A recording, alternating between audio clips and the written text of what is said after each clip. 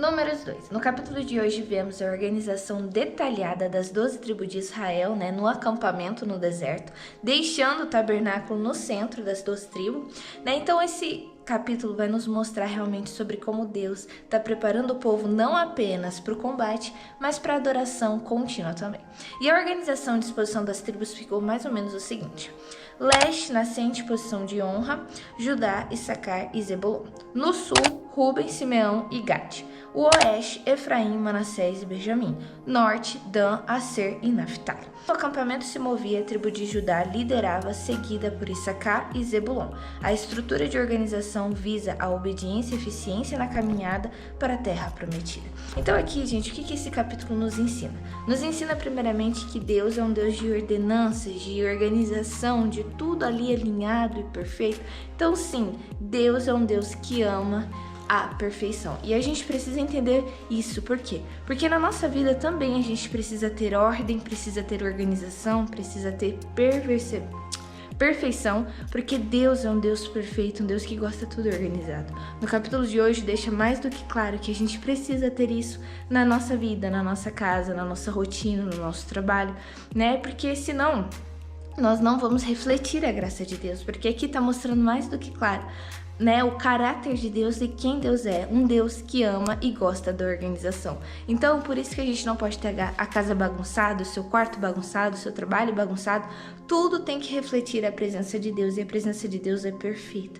Gosta de tudo alinhado, tudo organizado, Outro ponto interessante do devocional de hoje é sobre a adoração contínua, Sobre como Deus tem que ser o centro da nossa adoração, porque o tabernáculo ficou no centro dessas tribos todas aqui, Ou seja, mostrando que a adoração deveria ser contínua e o centro ali do acampamento. E da mesma forma hoje, Cristo tem que ser o centro da nossa vida, Deus tem que vir em primeiro lugar nas nossas vidas, A gente não pode deixar de falar com Deus, deixar de orar para fazer outra coisa. A gente pode sim deixar de fazer outras coisas para falar com o Senhor, mas hoje a gente tem o privilégio de poder falar a Deus quando está trabalhando, quando está fazendo alguma coisa, Então não vamos deixar de Deus ser a nossa prioridade. Não vamos deixar Deus de lado, de escanteio. Que Deus seja o centro das nossas vidas, seja o motivo pelo qual a gente vive ou acorda todos os dias, gente. É vital isso para o cristão, porque caso contrário, a gente nunca vai conseguir alcançar o favor, as bênçãos de Deus, como a gente viu no Levítico,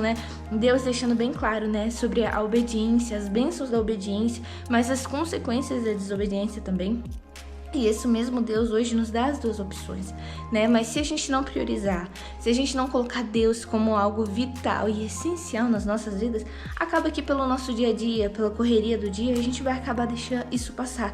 A gente vai deixar batido, mas não pode, Hoje no devocional nos mostra essas duas lições muito importantes, tanto em questão de organização, de ter a casa limpa, de ter a casa organizada. Pode parecer chatice, mas não é chatice, gente. Hoje deixa mais do que claro que Deus ama isso. Esse é o caráter de Deus, a organização e a perfeição. E o outro ponto é sobre a adoração, sobre como Deus tem que ser o centro das nossas vidas, como Ele tem que estar no nosso coração continuamente para que a gente possa fazer tudo perfeito, para que a gente consiga ter a nossa casa, ter a nossa vida, ter tudo organizado, em perfeição, tudo limpo, tudo bem feito, tudo caprichado, porque Deus é um Deus de detalhes, um Deus de perfeição e que ama, a coisa perfeita, que ama a coisa bem feita, que ama que a gente coloque Ele como centro das nossas vidas. Então que no dia de hoje a gente possa parar um minutinho aí, orar e colocar Deus como prioridade na nossa vida. Não vamos, gente, de maneira nenhuma. O pior erro do cristão, do ser humano, é colocar Deus em segundo plano,